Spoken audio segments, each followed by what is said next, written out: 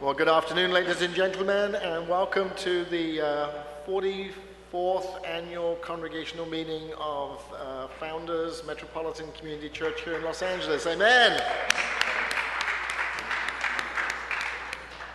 We're going to begin our meeting, and I'm going to ask Reverend Sandy Williams if she would come forward and pray for us as we begin our congregational meeting.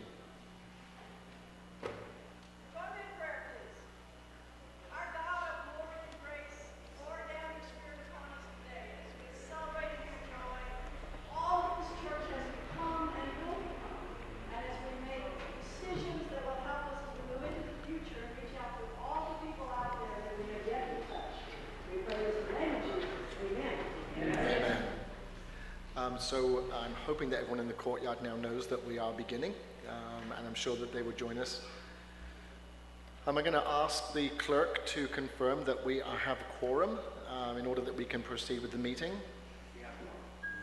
The secretary of the clerk has confirmed that we have quorum, so we are now quorum for the meeting. The way that we take quorum is that we take quorum at all worship services, and that is the way that we establish quorum. We then adjourn at the beginning of worship, and then we reconvene at the end of worship. And so that helps us in maintaining our quorum. So we are quorum, and we are going to move directly to the annual report, the state of the church. The annual report is a little different this year than we've done in the past. Usually what we do is we have folks come up and actually give verbal reports. This year we've actually created a whole document for us to speed up the meeting. And so we have a State of the Church report. It was online at the beginning of this week, and hard copies were available both at the forum and have been available today. So if I can get someone to move the adoption of the annual report, Tori Topian, second, Michael Sutherland. Any discussion on the State of the Church report?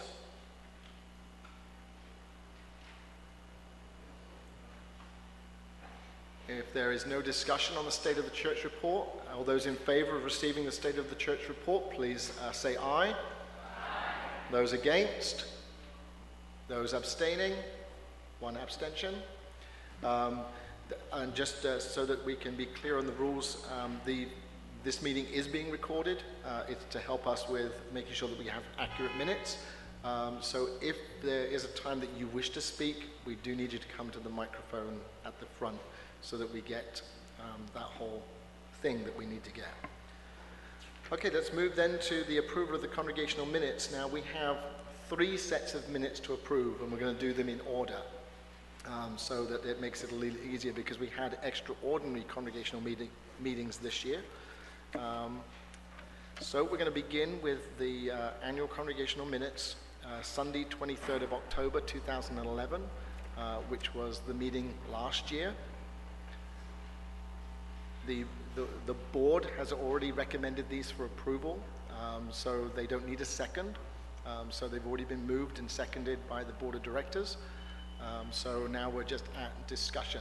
Any discussion on the minutes of the meeting Sunday 23rd of October 2011? Sorry? No, it was a Sunday last year, 2011.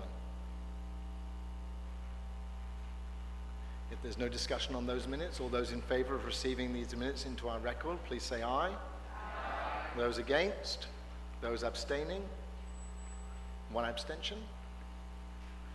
We'll move to the set of minutes dated Sunday, 4th of March, 2012. Again, these minutes have been moved and seconded by the board of directors for approval. Any discussion on the minutes of the extraordinary congregational meeting on Sunday, 4th of March? There being no discussion, all those in favor of receiving these into the record, please say aye. Aye. Those against? Those abstaining? And lastly, the minutes of the extraordinary congregational meeting on Sunday, 23rd of September. This was the recent meeting where we approved the addition of the word founders to our name. Again, they've been moved and seconded into the record. Any discussion on the minutes of Sunday 23rd September? And all those in favor of receiving these into record, please say aye. Aye. Those against? Those abstaining? One abstention. And these minutes, all 3 minutes, have now been received into the record of our church. Thank you so much indeed. Then we're going to now move to the election of officers to serve on the board of directors. Now I have a whole PowerPoint presentation for you. Aren't you excited? So I'm going to ask if we can have the first of the slides up, and we're just going to work through them for the election of the board of directors. And I think Chuck's just changing screens, because I wasn't the PowerPoint presentation. So this is the Founders MCC 2012 Board of Director elections, and we're going to move to the next slide. So just to give you some background of what actually happened, our application deadline was 5 p.m. on Sunday, October the 21st, 2012. People who met the qualifications for Board of Directors could submit their application until 5 o'clock on the 21st of October. That was the day after the Congregational Forum, and you'll see in a minute the applications we received. Of course, they will be voted on today. That's the annual Congregational meeting for Sunday, October 28th. And the election team was Susan Horn and Tori Topien. Susan Horn is the vice moderator of the board and is no longer running for the board. She comes to the end of her term, and due to our bylaws, is termed out. And so we always have on the chair of the board of that nominating committee is someone who is not eligible to stand for election. It makes sure there's no conflict of interest. And then we also have a lay delegate, and the lay delegates asked Tori Topien to represent them. So that was the team that solicited applications for board of directors. And we'll move to the next slide.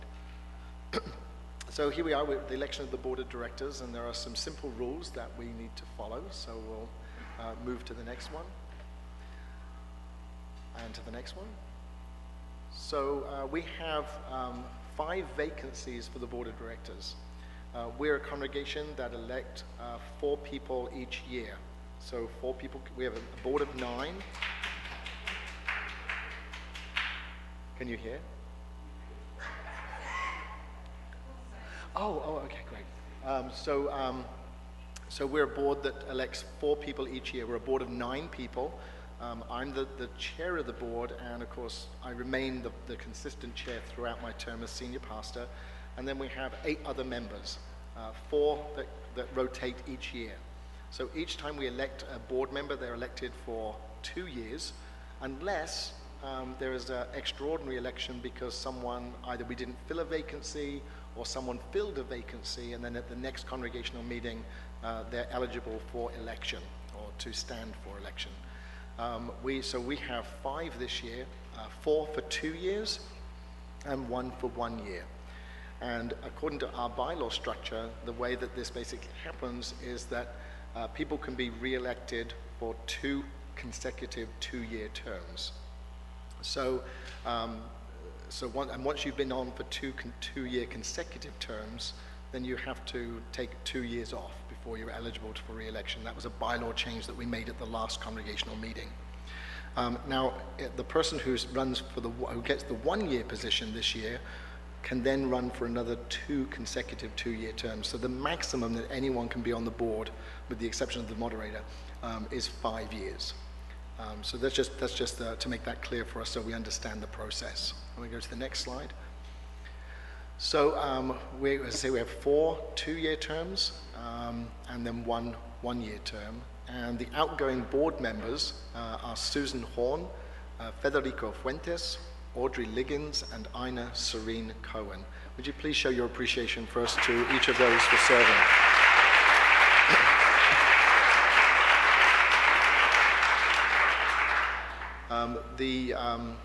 We filled a vacancy at the end of the last congregational meeting. We failed to elect 4 candidates.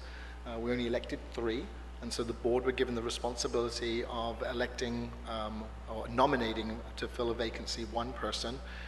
we elected to appoint to that one-year position Crystal Bowles, and she has served faithfully in that position for the last year. Let's give her appreciation as well.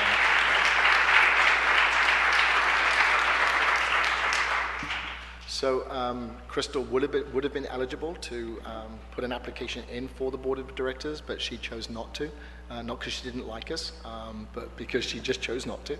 And of the people who were retiring from the board, the people that were eligible for election if they wished to stand for a further 2 years would have been Audrey Liggins and Federico Fuentes, and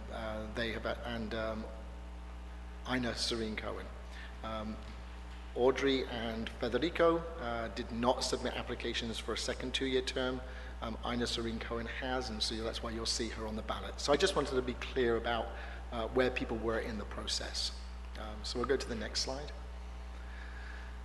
So there'll be 3 remaining board members that will add to the 5 that we elect today, which gives us 8, and myself, the 9th person.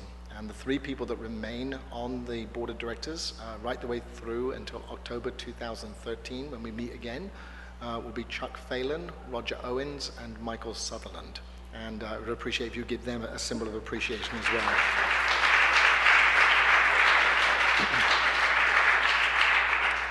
And just for information, at 2013, of those 3 people, the only person who will be eligible to stand for another term would be Michael Sutherland. Both Chuck Phelan and Roger Owens would have been termed out and will need to sit out for 2 years. So again, this is just part of our process, but it's important that you know where we are in the election cycle. Next slide, please. So qualifications. The qualifications of board members is clearly outlined in the church bylaws, and it's also outlined in the standing operating procedures that we use for a congregation of 75 and above. And the reason why we use those qualifications is because we have endorsed the church size processes of our congregation. And under the church size process, a board of directors for a church under 75 looks very different than a board of directors for a congregation of more than 75.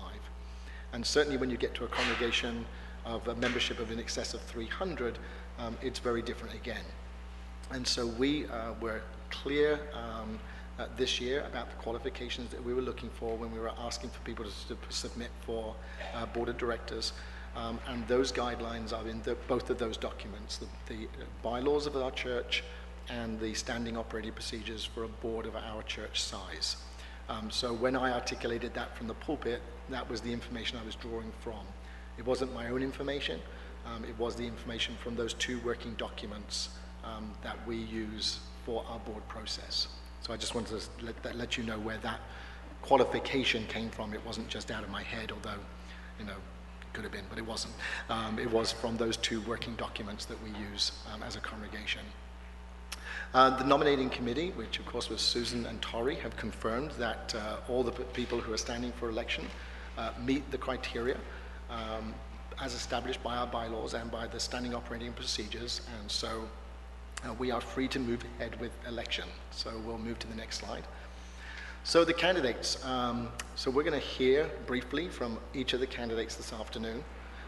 We're going to ask them to speak for up to 2 minutes. And then there will be a further 2 minutes for you to ask questions. And we're going to ask that you only ask 1 question. So be particular about what you wish to ask. As moderator, it's my job to make sure that we keep the meeting in order. So if I ask you to stop, it's not I'm being nasty. I'm trying to keep order and to keep us moving because I know we all want to get home for tea. Cup of tea. So our first application, these are all in alphabetical order, so not in particular order of favorites or anything like that. They're just in alphabetical order. We try to keep this as friendly as possible. We're going to hear from John Boswell. John has submitted a video for us this afternoon. His mom and dad are not well, and so he has to be with them today. But we do have a video from John so that you at least know who he is. feel like CNN. Just John Boswell, and I want to apologize for not being able to be with you today for the congregational meeting. I really wish I could have been around, but my parents are both ill, so I felt like I really needed to be with them during this time. And a lot of you probably don't know who I am because I haven't been around church for the most part on a consistent basis. I'm John Boswell, and I want to apologize for not being able to be with you today for the congregational meeting. I really wish I could have been around, but my parents are both ill, so I felt like I really needed to be with them during this time. And a lot of you probably don't know who I am because I haven't been around church for the most part on a consistent basis over the past few years. Some health challenges took me away from LA, but I've been very connected to the church. I had joined the church back in 2001 and was really involved in the TV ministry and the internet ministry to a degree. And over the past few years, though I haven't been in town, I've been really fed and by the ministry over the internet and through the video, and have felt like I've really wanted to give back to the church in some way once I was back living locally. And now that that's happened, I really want to be a part of the church in a more profound way, a deeper way that I can give back in some form or fashion. And maybe that is the TV ministry. I really want to be involved in that part. If that's through the board of directors, I would love to invest my time there with the church and welcoming other people into MCCLA as a home and to be a part of our family, because truly MCCLA is my home and my family, and I'm just really thrilled to be back and be a part of it, and I'm really looking forward to getting to know more of you better now that I'm back in town. Thank you. Let's show our appreciation to John for putting his name forward. You can ask questions, and I can try to answer as many as I know about John. According to our bylaws, a member standing for the board of directors does not need to be present at the congregational meeting. So I just want to make sure people understand that. That was another bylaw change that we made a few years ago. So if you have any questions, I'll try to field them. And if not, you can't hear me. Can you hear me out there? Okay. Okay. It's hard? Okay. I'll try to speak up just a little bit more. Okay. What's up?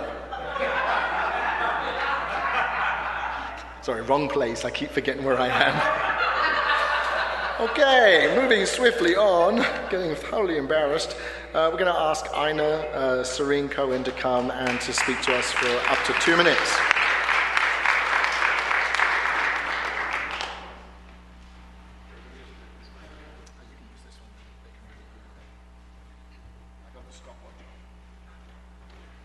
He's got the stopwatch on me. Well, as you know, I've been a board member for 2 years. I'm also a board member of 3 other non-profits, so I have experience with 4 non-profits. I'd like to thank you very much for voting me on the board 2 years ago. I've learned so much, although Reverend Neil would probably say not fast enough. I'm also very excited by what I see. I think I've been very fortunate to come on at a very good time. Here we go from Santa Monica to Franklin and now to Prospect. So I'm really excited about what's going to happen 2012 to 2013. And I'd be happy to be part of it if you see fit. So I'm very happy to be here, and as I said, I owe so much to this church. Thank you.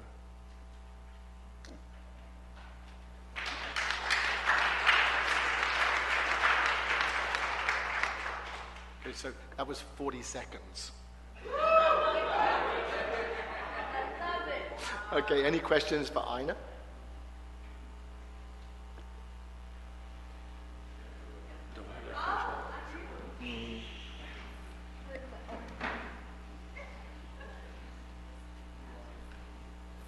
So, what do you think the most...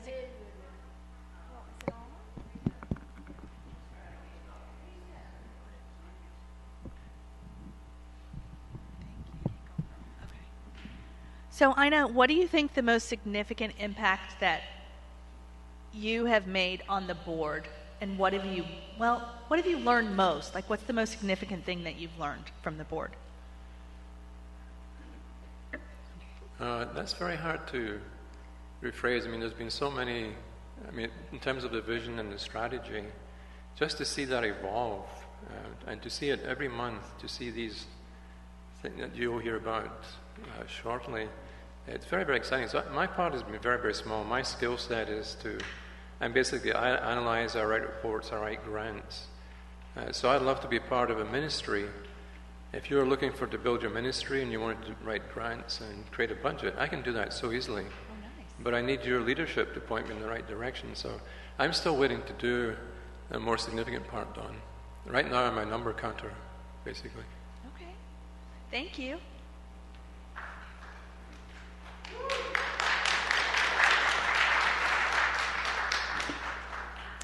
We're now going to hear from Scott Hill.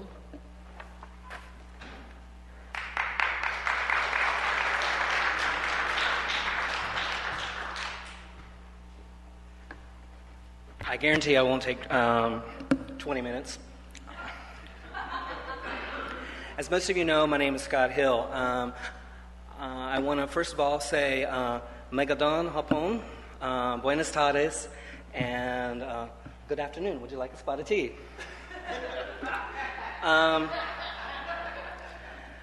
Since I was a wee bit child, I learned in church and school about service. And I've literally taken those roles on my entire life. For over 20 years, I've served on different boards of directors, and volunteered. The biggest lesson of service I learned was working as a waiter in a restaurant and literally serving people. And whether I become a part of the board or not, I hope to continue that tradition. I've been an LGBT AIDS activist. I served as a president of a nonprofit board there, raising funds from Eastern Virginia. I also had the opportunity to work at AIDS Project Los Angeles. Currently, I'm working as an organizer for a union who represents UCLA. And I wish I had my minutes so I can know how much time I had. Most recently, I worked as Vice President of Finance for my university, where I was responsible for a $2.5 million budget and served on the University Budget Committee. And most importantly, I've been able to get my education. I just received my master's in negotiation, conflict resolution, and peace building. I'm hoping to continue that tradition of learning and offer whatever skills and asset to this body. Thank you.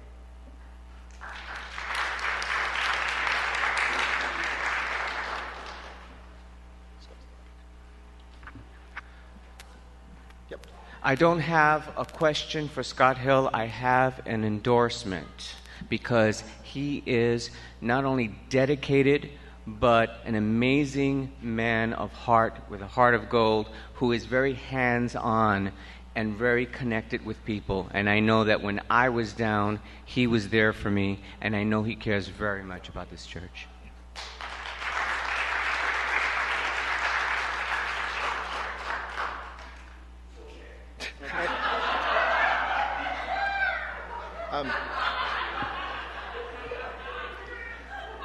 And I really value endorsements. I'm going to ask, though, you keep this to questions, because I'm sure we could all endorse every single candidate, otherwise they would not be on the ballot. So if we could keep it to questions.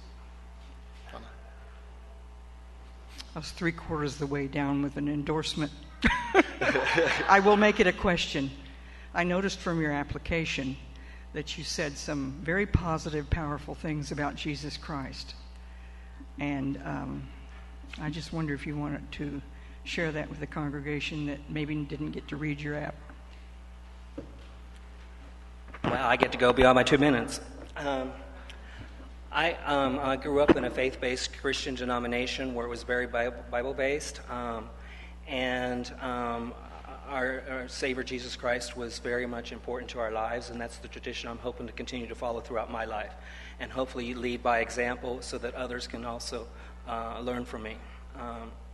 But more importantly, I really believe in the Scriptures. I enjoy studying them. One of the things I did not mention is I am the home group coordinator for the home group Bible studies. and homeroom studies.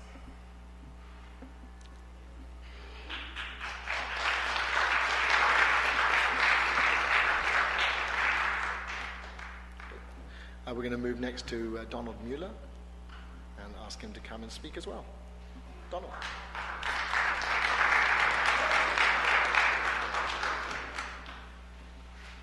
Good afternoon. I'm Don Mueller. For those of you who don't know me, I'm a sergeant with the LA County Sheriff's Department. Thank you. I love my career. 1992, I became the first deputy in the department's 150-year history to come out of the closet and admit that I was gay. And I'm still working for him. I love it. I've been very blessed with a wonderful career there. Over the last 20 years since I came out, I've served as the department's LGBT liaison. I conduct training in the academies. I do community relations. I serve for policy development throughout the department countywide. I do a lot of peer support for our LGBT department members that are struggling. Prior to coming to MCC, I was on staff at Unity Fellowship Church of Los Angeles. If you're not familiar with Unity, Unity is a predominantly African-American LGBT congregation here in LA, down in La Brea and Jefferson, just the other side of the 10 freeway. I was there for about 6 years. I left there a couple years ago after a couple personal crises in my life and stepped out of ministry there so that God could do some healing and development in my life at that time. Since then, I've been worshiping here at MCC. MCC has become my heart and my home. I love the ministry of MCC. This is where my heart is and where I've been called in doing progressive ministry, and serving on the streets, and doing standing up for our community from day one in my life, and standing up for what is right, what God speaks, God's love to all people and all creation, even those who are different than us. That's where my heart has been.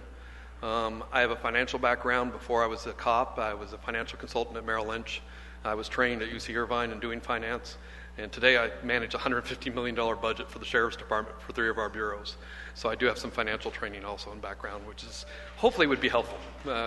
Appreciate it. So all I can say is if you, yeah, I know, I probably went over the 2 minutes. Sorry about that. I talk too much. But I would be more than honored and proud to help serve you and serve the church and the family here and move forward as we move forward to God's ministry here. So thank you.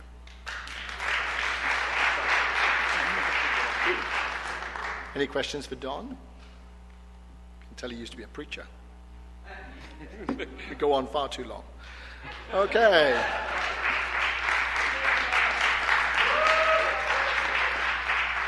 And the next one who's going to speak for us is Dr. Rick Noyce, and we're going to ask him to come forward. Please show your appreciation. Here he comes.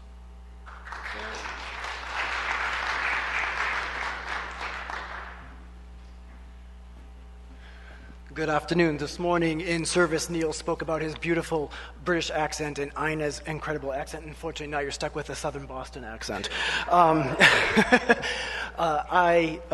Most of you are very familiar with my partner, Mario Perez, and we will celebrate our 11th anniversary this year, and it was at that time, thank you.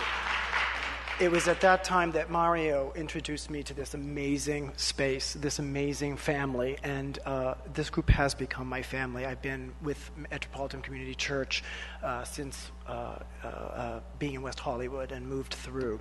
I have served on multiple committees here through the church, including the design team that helped us realize this space.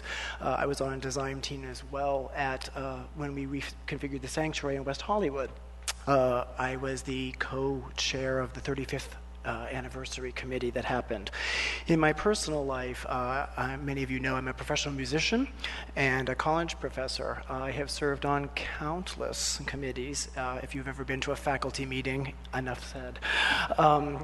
We have been able to manage huge budgets, make personal decisions for many, many groups, including HOAs. I've worked for funding groups here in the city of Los Angeles, donating arts money to many different people and communities within the city.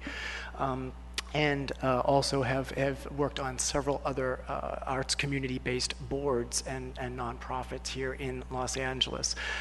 For me, Metropolitan Community Church, now Founders Church, is family, is home.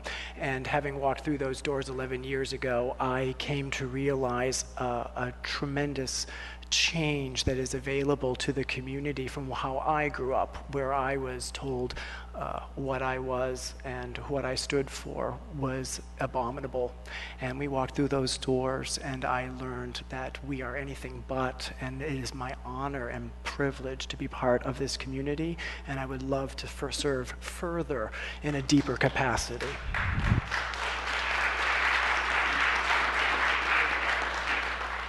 It's like the Oscars. As soon as it gets to 2 minutes, we start applauding. Right, yeah, thank you.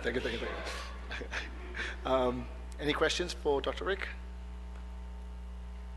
Okay, thank you, Rick. The next application comes from Vianney Ramirez.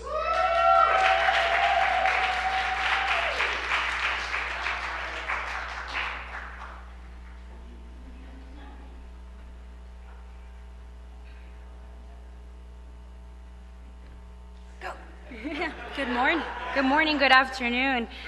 My name is Attorney Vianney Ramirez, and it is a privilege to be here and to continue my advocacy and my service, not only with the different realms that I have been blessed and privileged in serving.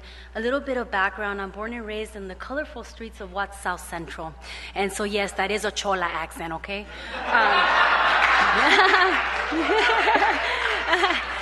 But you know, the reason I share that in particular with you is because from very humble beginnings, I have always, I grew up in a household where my parents were very supportive about continuing to live a fulfilling life.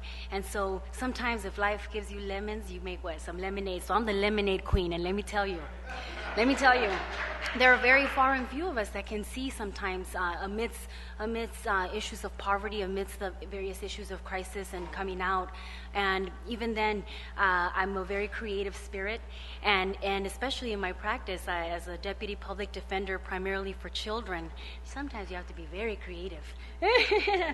And anyhow, I share that with you for further insight, because I do believe that we have to be creative and strategic in the various approaches and further strengthening ourselves.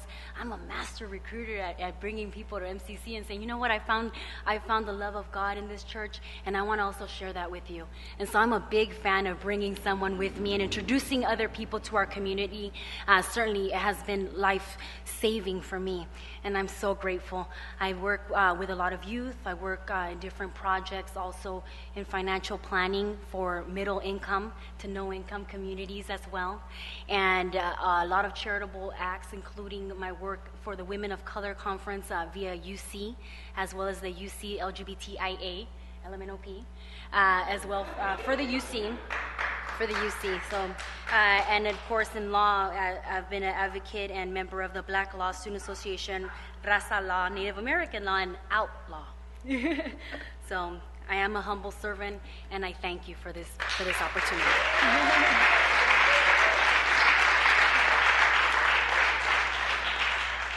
I finally figured out how to go 2 minutes down rather than 2 minutes up, so it now barks at me. So any questions for Vianney? Lisa? Hi, Vianney. What would you consider to be your greatest asset, and what would you consider to be your greatest area of opportunity, and how would both of those impact you as being on the board? Asset, opportunity, and I missed the last part. Challenge, okay. Well, the greatest asset that I bring to the table is that I'm a bridge builder. I believe that that we have far much more in common than we have differences. I believe I have no enemies. I believe that I can bridge people, that I can find a way to find that connectivity with other people in the community, so that we find that common ground. And I do believe that is a great asset. And as far as opportunities with the church.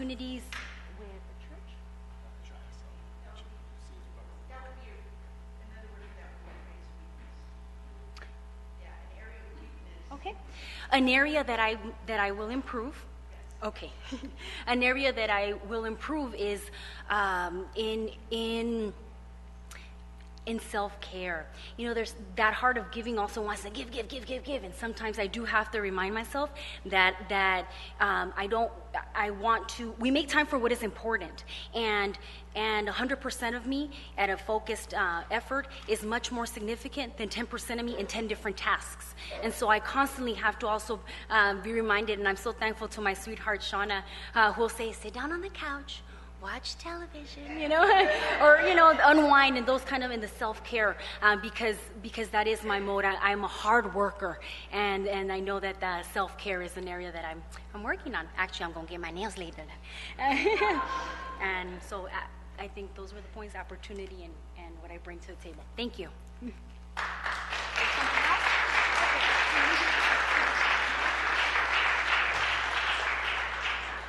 So we're now going to hear from Dawn Robinson.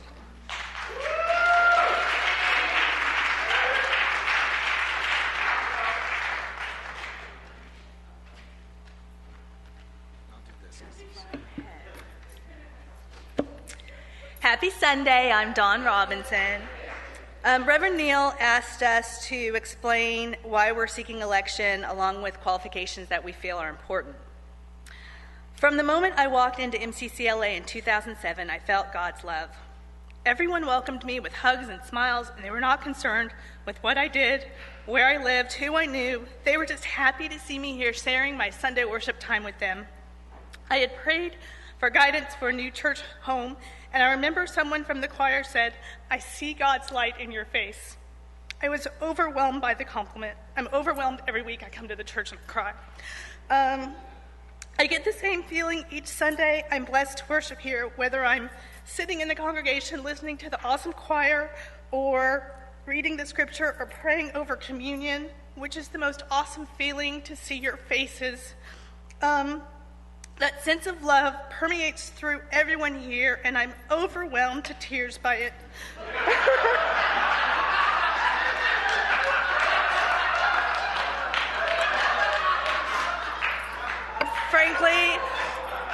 Frankly, I have no experience as a director. I've put together presentation materials for corporate meetings for the past 5 years, and I've learned business law from and the function of a board from my business law class in the MBA.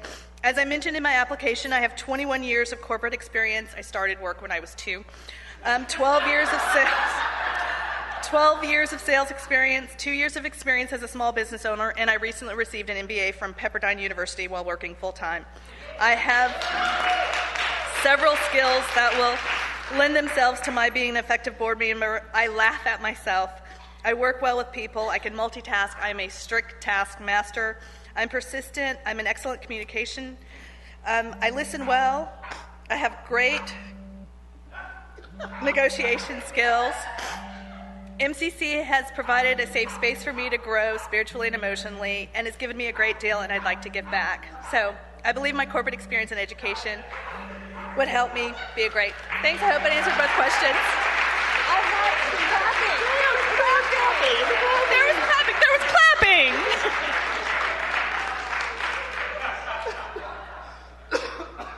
There was clapping.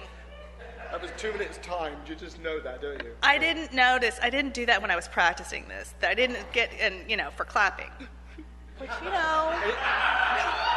just saying. Any questions for Dawn? Okay, thank you. Okay.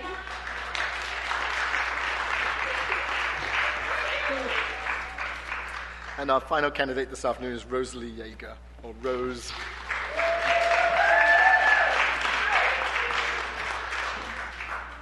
Good afternoon. I am Rosalie Yeager, quite often known as Rose. I come to you today as a person who came from the Roman Catholic tradition on a farm in Indiana. Wow, I've come a long ways. And so I met Phoebe in Cincinnati many years ago. I'm going to leave it at that. And when I met her, she spoke about this place, this Church of Hope, that we were not able to find while we lived in Cincinnati, but she spoke of it with deep love and passion. And so a little over a year ago, we did move here. I became a member, and I fell in love with this place. This is a magical place that does not exist everywhere. And I have debated and thought about becoming a member of the board here. I believe I have a lot to offer you. I have 12 years of experience. I was trained as a chemical engineer, but spent that time at Procter & Gamble, where they made me deal with budgets and manage people and manage projects and do a variety of different things. So I have an experience with those aspects. I also volunteered in Cincinnati as a part of the Queen City Rainbow Band, the GLBT band in Cincinnati, where I was a member of the board, worked on fundraising, worked on recruiting, and assisted with that direction for that.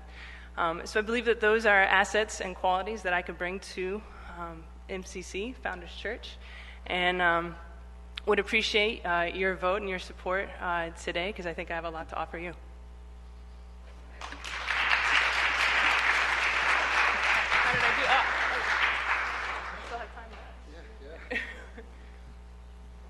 Yeah. You have a question? Did you play an instrument? I play actually many instruments. I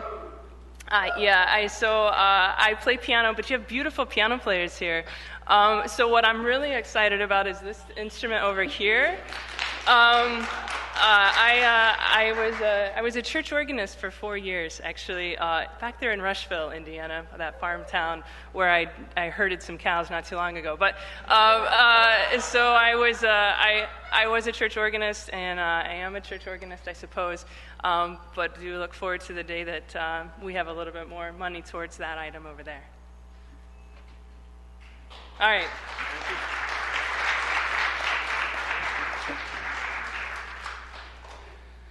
Okay, we're going to go back to the slides, because now we get to the part of the process we have to make our elections.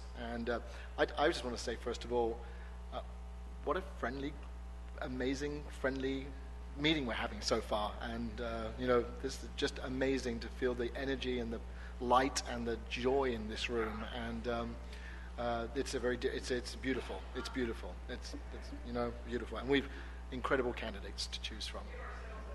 Yeah.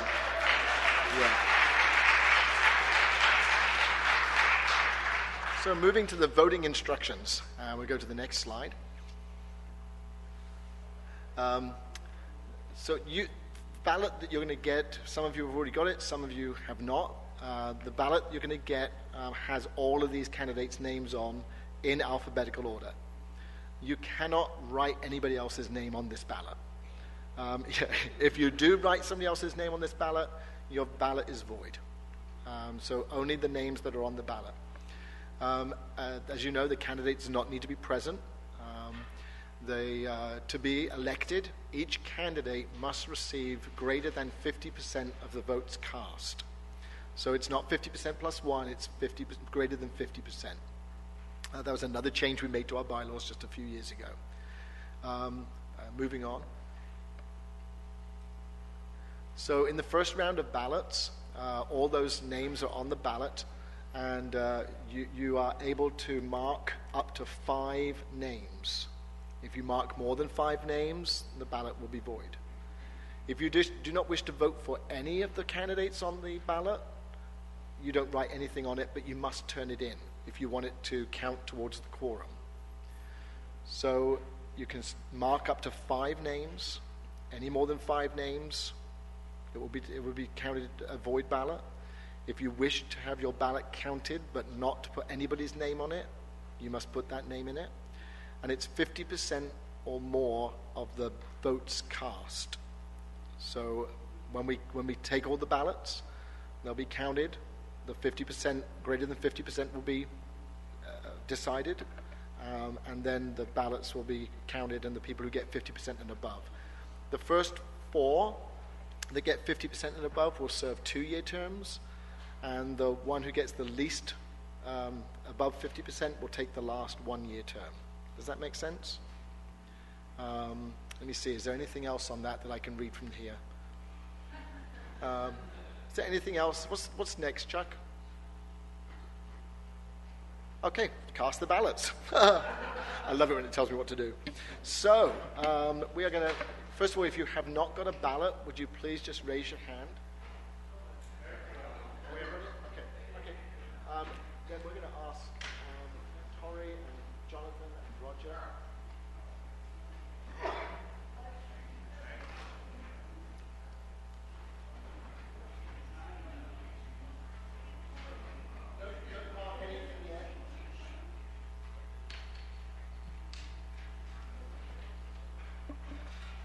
Don't mark your ballots just yet. Just hold them for a second.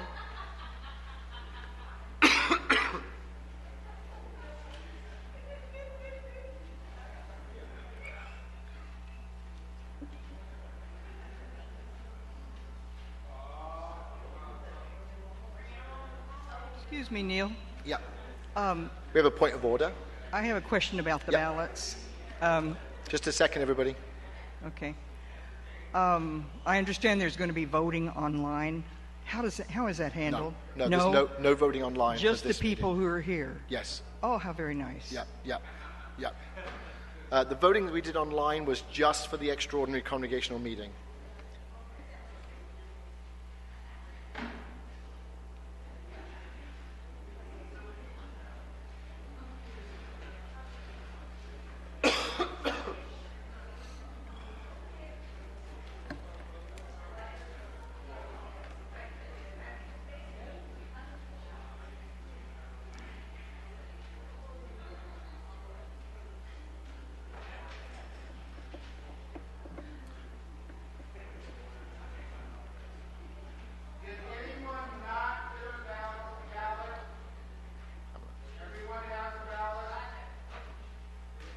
Okay, I'm going to ask that we pray before we make our votes.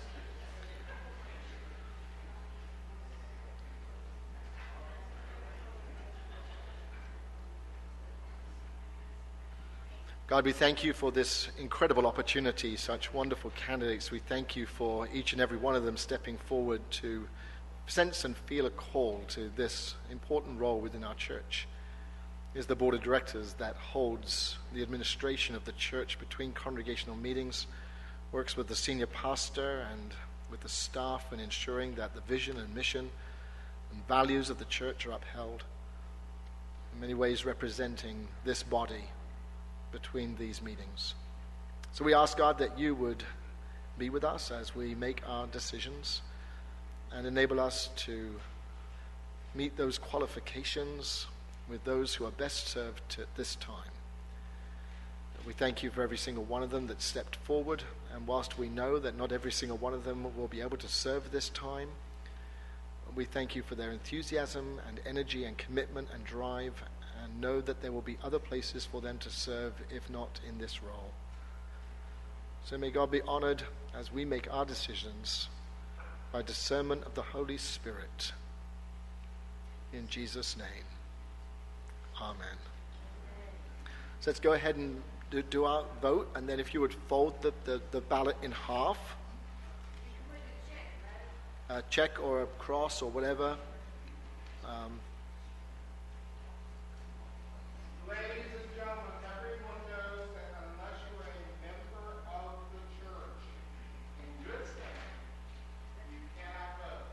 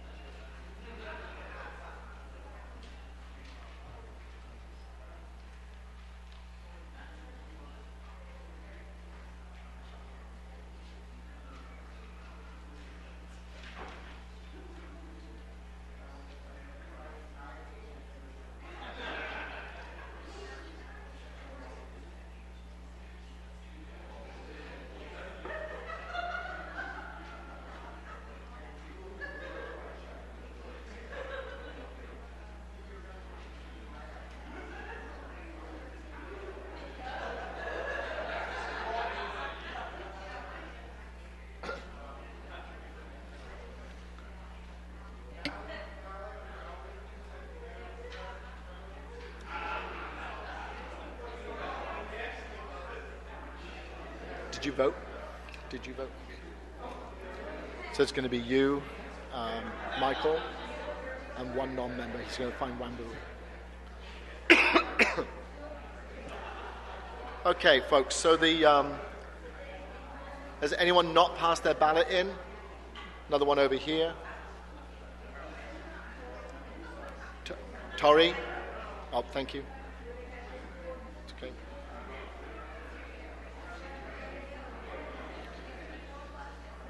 Okay. So we're gonna move on in the meeting while the ballots. Okay, while the ballots are being counted, we're going to continue with the meeting.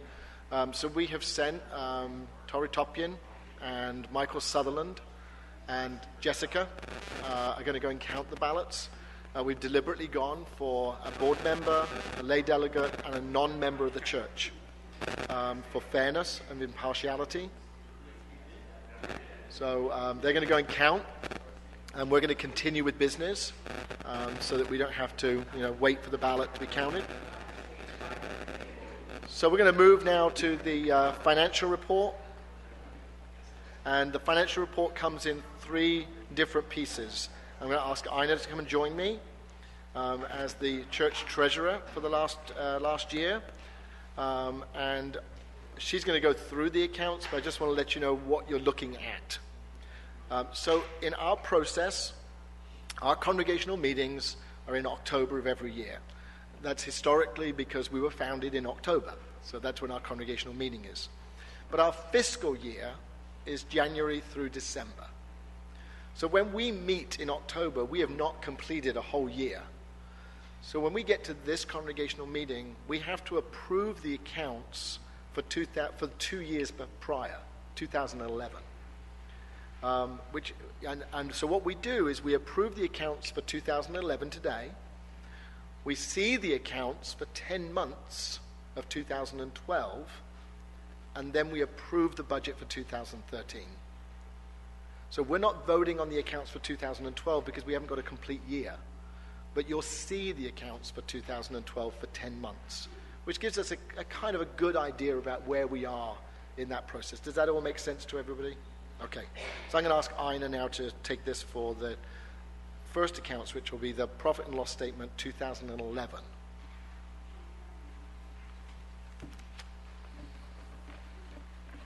It's nice to see everybody is so friendly. Everybody's waving at me. It's very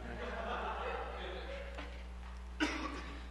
So as Reverend Neil said, starting with MCCLA's year 2011, total income, $409,327. Total expenses, $544,092, giving us a net operating income, a negative $134,765. Total other income, $114,921. And total other expenses, $14,578. So the net other income came to $100,342. So the net income for the year was a negative $34,422.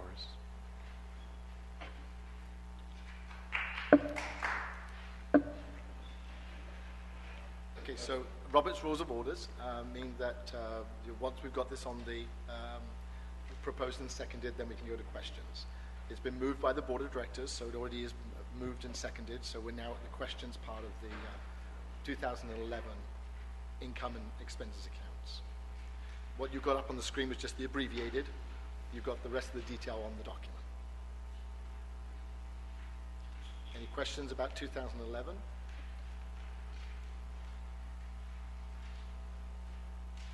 And all those in favor of receiving the 2011 Statement of Accounts, please say aye. Aye. Those against? Those abstaining? And the 2011 accounts have been received into our record. So we're now going to move to just information, no vote, on the 2012 statement so far.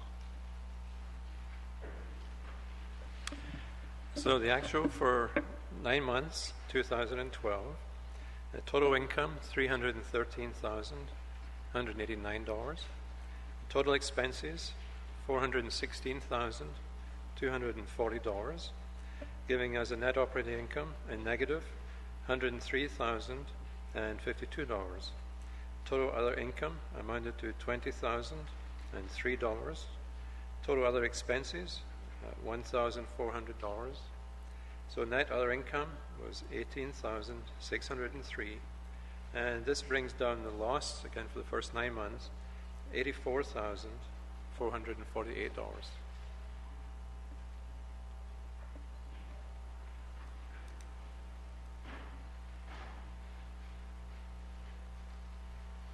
Yeah, I had a question. I'll start with the 2012 budget since that's what we're on.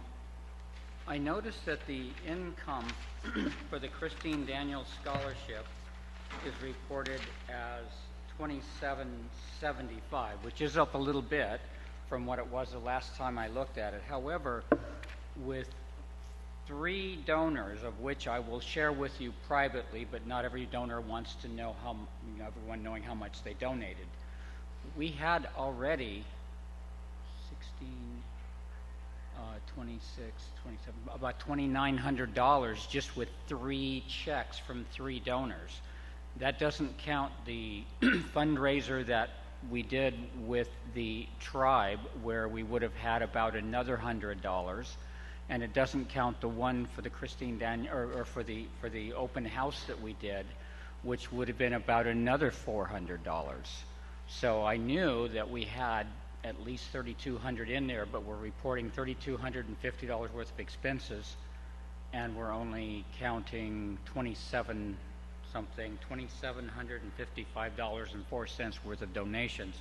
I thought maybe I could go to 2011 to get that, because one of those donations could have been then, but what they show is that the income for Christine Daniels Scholarship was negative $820, which we shouldn't have had a negative that year either.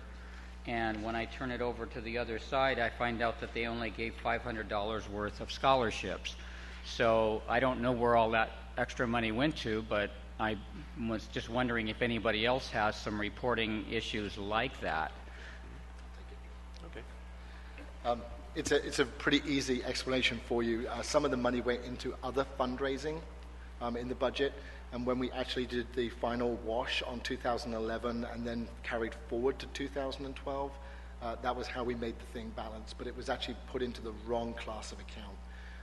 So we do know that there is extra income from 2012 to go back into Christine Daniels, but we also know that we've expended this year just on 3,200.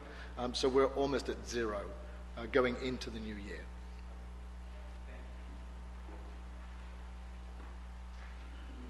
Could we look at the graphic again about 2012? Thank you. There's always a story behind numbers, and I was just wondering, maybe you can guide us through, because when that went up, there was like out here, and I'm sure if there is a change of a negative 62,000, why don't you just talk about that?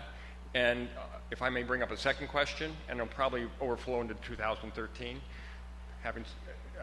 being familiar with some of the numbers previously, but not in the last couple of years.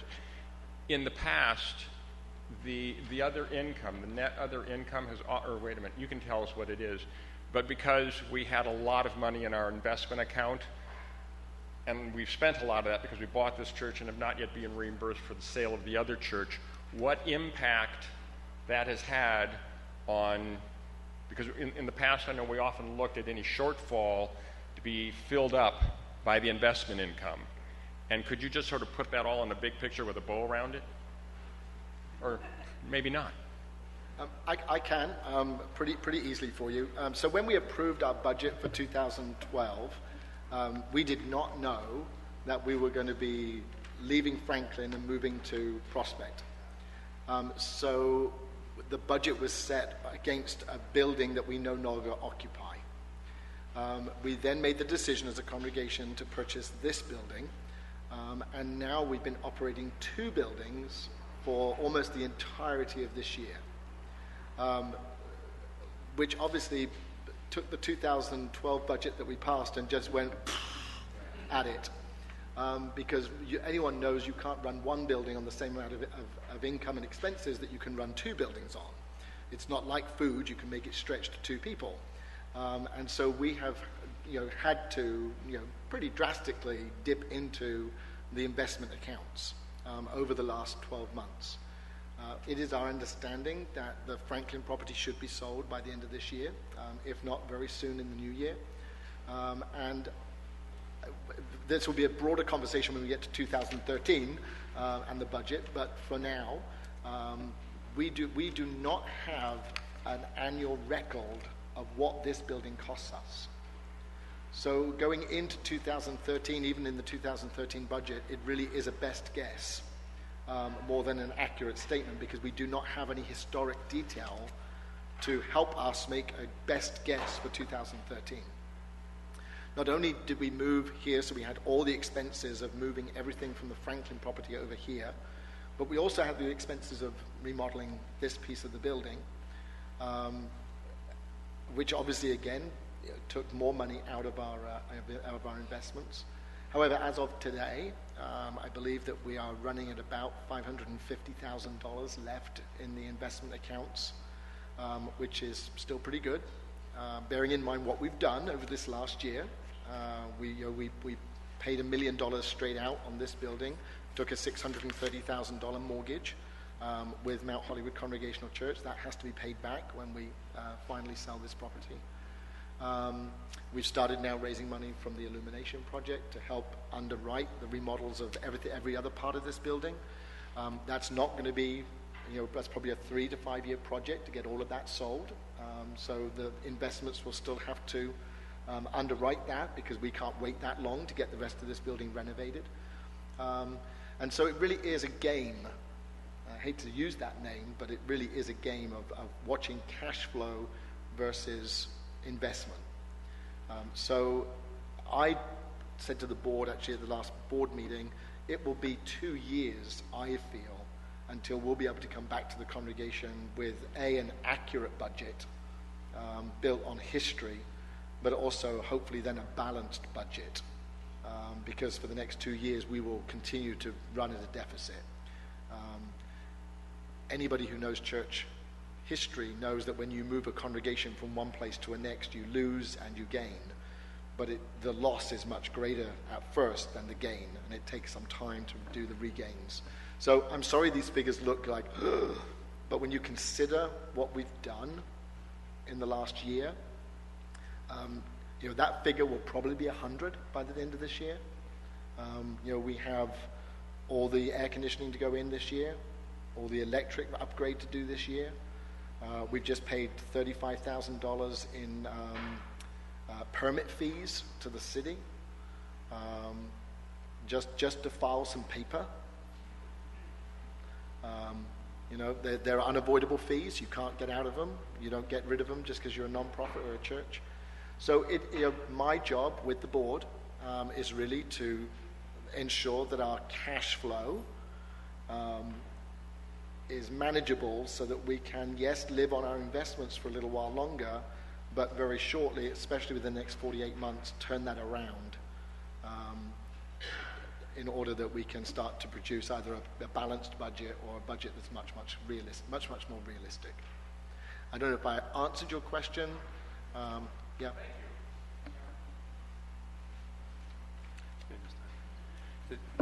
Just to back up the two key numbers that Reverend Neil mentioned, the actual bank account ending September, which gives us 9 months, the total is $561,622, so just over $500,000 by $61,000. And one of the things I didn't realize about this building, I didn't certainly realize, Reverend Neil did, but the rental income from prospect use up to this year-to-date September is $27,475. So this building is bringing in a lot of revenue every month, with tremendous potential next year.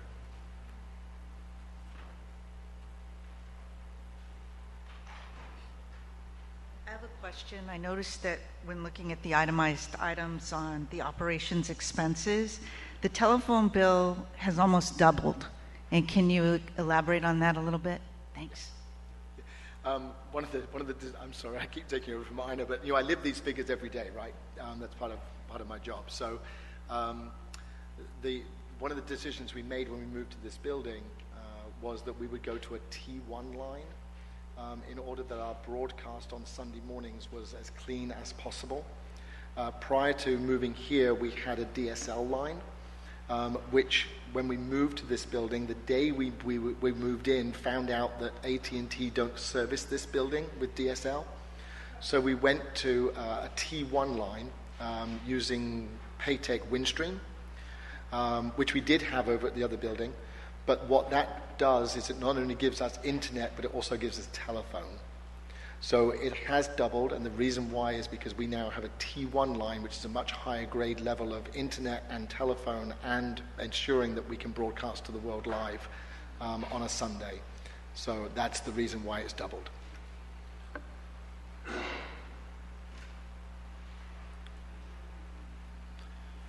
Did you mention about electricity? In terms of carrying two campuses, as of year to date, the total expense line is only about 6% over the original budget. And realize how much has been done since that budget was written. We had no idea. I think you mentioned this morning that when the board met a year ago, we had no idea this campus was even going to be a miracle unfolding for us. So here we are in 3 times larger space, and despite the operational and facility costs of 2 campuses, we're still only running 6% over the original approved budget from last year. I think that's a miracle.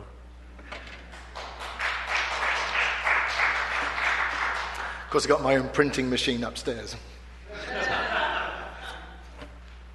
There's no vote on the 2012 budget to date, but... First of all, where's Zonetta Brooks? I noticed here parking attendance, and you probably explained that at some point in time in our history, but I've forgotten. It's okay. I've forgotten all about it, so if That's you okay. could... It's okay. I got it. I He's heard got you. it. I got it. I'll repeat the question. So there's a line item in the 2012 accounts for parking attendance. That is actually not parking attendance. It's actually parking lots that we purchase on Sunday mornings. So we have 2 parking lots. Now listen, just listen, everybody. Okay, we have parking lots on Sunday. Okay, they are at the Dresden restaurant, less than 2 blocks away, and up until the end of this month, we also had spaces at the 13th Church of Christ Science. We also have Bank of America and Barnsdale. The parking at Dresden and at 13th Church of Christ Science, we pay for. That is secured parking lots. And every Monday I call the 13th Church of Christ Science, where we have the contract, and I say, so how many parking spaces did we use? Because we have to pay for a block, 20 parking spaces. So I call them and I say, how many people park there? The maximum number of folks from this congregation who have parked there on Sunday mornings, 5. And we're paying $800 a month for that parking. So I canceled that contract this week. So that's a reduction in our... now the Dresden restaurant, which is less than 2 blocks from here, we pay $300 a week for. And that is exclusive use from 7 in the morning till 3 in the afternoon. And I know that more of you use that parking lot than the... but I really want I want to encourage you, if you are driving around and wasting a gallon of gas, go to the Dresden restaurant and park your car. Or if a visitor comes, tell them where to park, because we're paying for that parking lot and we really want to use it.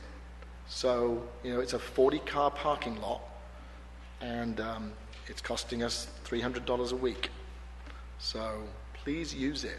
Don't drive around. And I know some of us who get here at like 7 in the morning, parking's a no-brainer. But I go and open that parking lot every Sunday morning at 7 in the morning to make sure that it's open for us. So please use it, because we're paying for it. But we need it. If we could get 40 cars off the road on a Sunday morning, then visitors who come will take the spaces that you usually take because you're parking on the street. And we want our visitors to be able to get here and not have to drive around for 10 hours looking for parking. Is that good? Okay. I give no instructions, just offer some information. Bruce. Good afternoon. I'm Donald Willis. I have a question about the Franklin campus. I know you were saying in the future it would be sold. Are we making any profit off of the campus, renting the church out, or and if so, how much? Yeah. We're not making any profit on Franklin. We still have to pay water, gas, electric, and the building is pretty vacant. We are still having AA meetings there, all the anonymous groups, and the reason why we're having all the anonymous groups still meet there is because if we left the building vacant today, we would be liable for property taxes. Whereas if we can still prove that we are doing ministry out of that building, it's still recognized as a church, and therefore we get zero property taxes. So we are still maintaining it. That's why we maintain it. That's why we clean it. That's why why we continue to have that building occupied. The purchaser, this is the deal that the board of directors came to with the purchaser. So the purchaser has an agreement with us, and we are in escrow, and we will close escrow 30 days after the city approves it's not a change of use, it's a variance on the use. And most of us know, some of us know, that the building is going to be converted into a sound studio. And so the city is in the process of giving us that variance, and that variance has to be given to us. It can't be given to the new purchaser, it has to be given to us.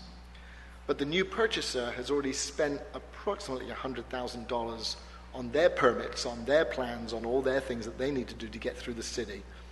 There's a three-step process. First of all, we had to accept the offer. Second, it has to go to the Griffith Park Neighborhood Council for their approval, and then it goes to the city for their approvals. We're now through the second set of approvals, and it's on its way to the city. The city should be doing a public hearing in November, first part of November, and if they approve it at that meeting, it will be approved by the end of November. Then 30 days from then, we'll be able to close escrow, which we're hoping and projecting to be December, the last day of December 2012. Now, the only caveat in that is that if the city approve it, somebody could appeal the decision. And they would file an appeal with the city, and then the city would have to hear the appeal and then make another ruling. And that can happen maximum of twice. After it's been heard twice, there's no other appeal. And our understanding is that this is moving to conclusion very, very quickly. So the longest that we could be waiting for Franklin property to close with this purchaser would be the end of March 2013. In the meantime, what's happening is that the purchaser is paying us $5,900 a month against the purchase price. So if the building closes, all the money that they've given to us as goodwill comes off the final price. If it doesn't close, they don't get anything back. And that was the deal that we struck to make sure that we would stay in for as long as we have stayed in. On January the 1st, that goes up to $8,000 a month as an impetus for them to get this thing done and closed. If this doesn't close, we have 3 backup inquiries from churches or other institutions with which we could proceed and move to a close pretty quickly. So as a board, we think we've taken a fair risk. We're certainly receiving money, but that money that we're receiving is not in our profit and loss accounts, because that money has been set aside because that goes against the purchase of the building should it go to close. So it's an escrow, yeah. Although we are receiving a check every month, but that does not show in our income statement. That has been set aside, so don't worry about that. We're not worse than we thought because we've got $5,900 every month. That's been set aside. It's not in the profit and loss accounts. So those are the fair risks that we've taken as a board, but we have protected your money and ensured that if they don't close, we get to keep everything they've given us. So they're under a lot of pressure to close.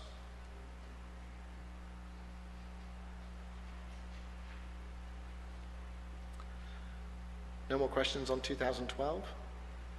Okay. As I said, there's no vote on 2012. We'll do that next year when we get the final accounts. But we're going to move to 2013, the annual budget for 2013. And I'm going to turn it back to Ina.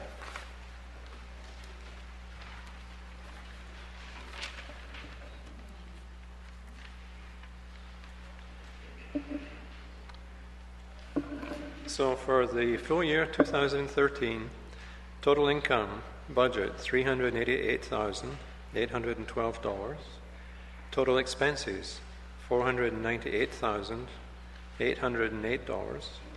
Net operating income, therefore, is a negative $110,196.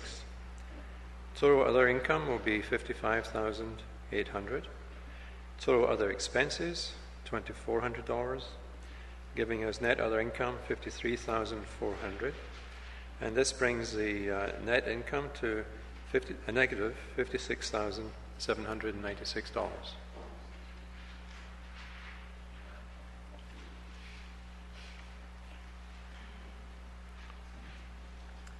If you have questions about the budget, please come to the microphone. But just so you know, to follow Robert's Rules and Orders, the board has already moved and seconded this budget for your approval.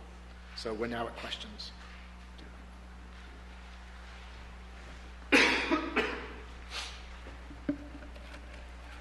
My name is Lee Fisk, and so what I'm hearing is probably 99% is the sale's going to happen in the next fiscal year.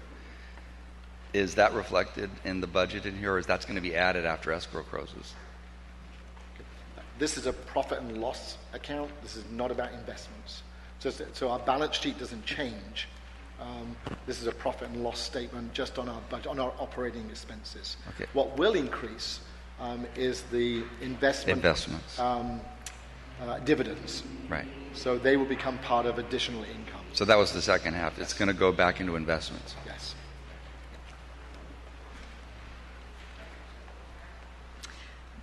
I have a question about the items in 2013 that are missing, and they are namely the designated funds, which are all the 4,000 number 4,090, 1, 2, 3, 4 through 14, and actually includes illuminations as part of that designated fund.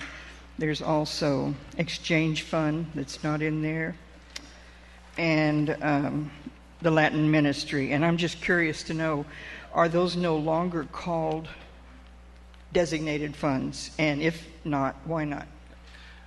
Donna, they are. You asked this question at the forum. So Yes, I did. Yeah, so I went back and checked on them, and I should have replied to you. My apologies. This is the abbreviated statement. It's not the complete open statement. This is just the abbreviated version. All of those do remain in the accounts. They're just lumped together as total other income. Okay. They're probably covered under 4240.09. Yes. Okay, I noticed that there was a comparable amount there. Yeah. But I was just curious about it, because the board has seen it and approved it, and we're looking at it. Yeah. Thank you. They're all in that other income. And some of them will go away as well next year. Yeah.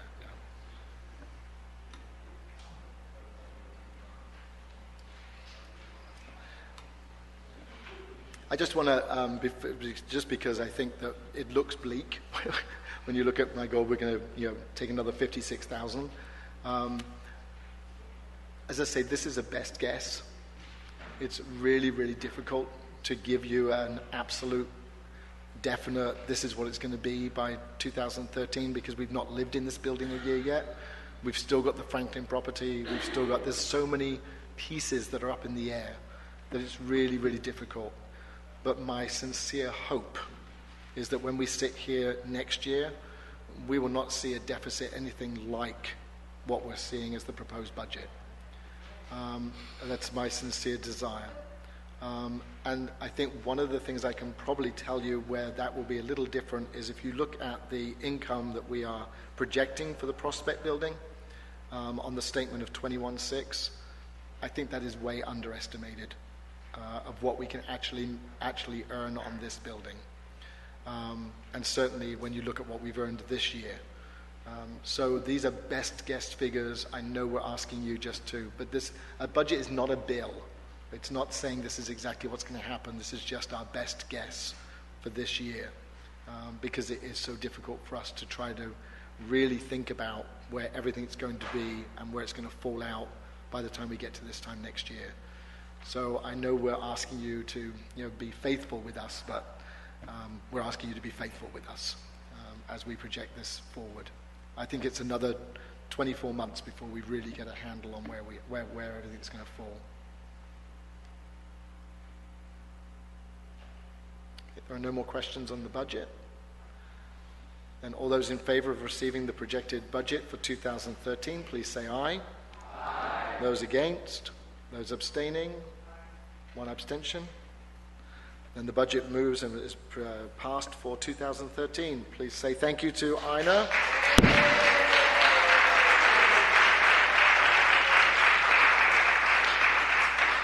And I'm just going to check we've got some white smoke. We tried really hard.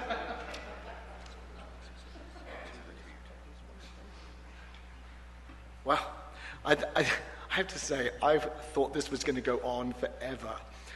8 great candidates, 1 ballot, and you have achieved an election in every single one of them on the first ballot.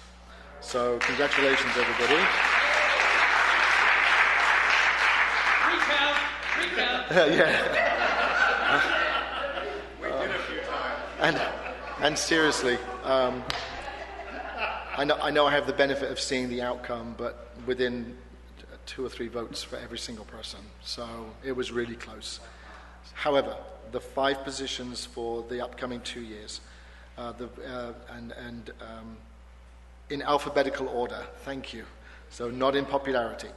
For 2 years will be Ina Cohen-Serene, Vianney Ramirez, Dawn Robinson, and Rosalie Yeager. You will serve for 2 years on the current board.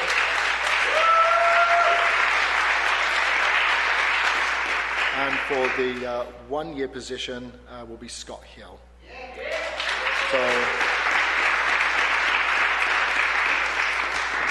And seriously, within 2 votes, our appreciation to Don Mueller, to John Boswell, and to Dr. Rick Noyce, who also stand for position. And if we would please acclaim them for standing with us.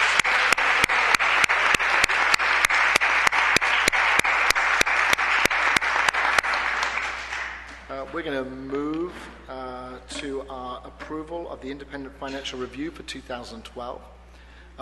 We approved into our standing operating procedures 4 years ago that we would have an independent financial review on our accounts every 2 years. We did not go for an audit because an audit is approximately $10,000, but we did say that we would have our accounts independently financially reviewed every 2 years. So that's in the budget for 2013. But our responsibility is to let you know who that independent financial reviewer will be and for you to approve it. So we are going with the same independent financial review company that does our CPA work, that have done it for many, many years. And that is Jeffrey Corrigan and Shaw. And Nancy Corrigan will be the financial reviewer. So we're proposing as a board that you accept that as our independent financial reviewer. And then next year, at next year's annual congregational meeting, you will get a report from the independent financial reviewer to confirm that everything that you've been seeing over the last 2 years has been verified by an outside source rather than just by our own internal processes. So it's been moved and seconded by the board. Any discussion? Then all those in favor of receiving Jeffrey Corrigan and Shaw as our independent financial reviewer for 2012 accounts, please say aye. Aye. Those against? Those abstaining? 1 abstention. And we are at 2 o'clock. And we are going to move to any other business. You need to come to the microphone. Oh. Could we ask for the new board members to rise so that we can see you and give our appreciation?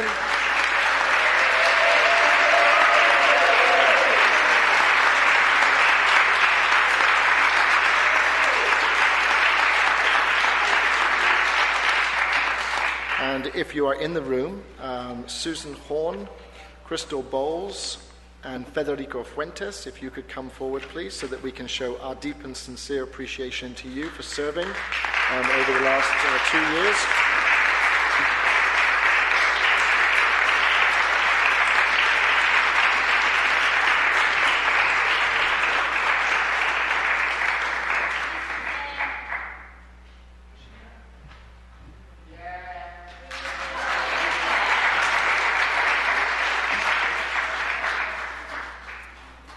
And if there is no other business, if I could ask Don Mueller if he would come forward and close us in prayer.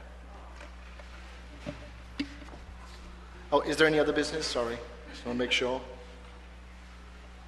Okay. Will you join me in prayer? Thank you, Lord. Lord God, we just thank you this morning. We just thank you for the amazing work that you're doing through this place. I thank you for each and every person that is in this room today. Lord, I thank you for the ministry that you're doing through each and every one of us. God, you have given us such a great calling here, and you have opened so many doors for us to touch so many people. And we just give you the honor and the glory and say thank you for using us. Thank you for using our hands, our feet, and our mouths. Lord, thank you for privileging us to step forward and be your voice in this community.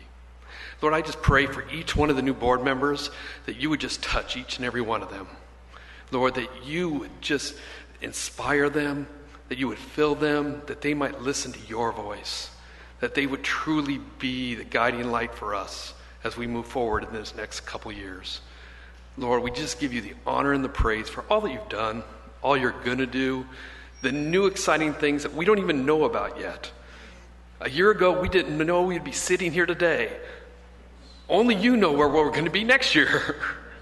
Lord, I just thank you for the great, great opportunities and gifts and privileges and just the many joys that you are going to give to this congregation.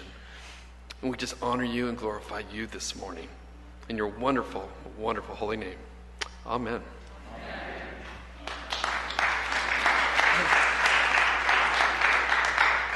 Then if there is no objection, can we call for an adjournment? So moved. Second, unanimous. We are adjourned. Thank you so much, everybody.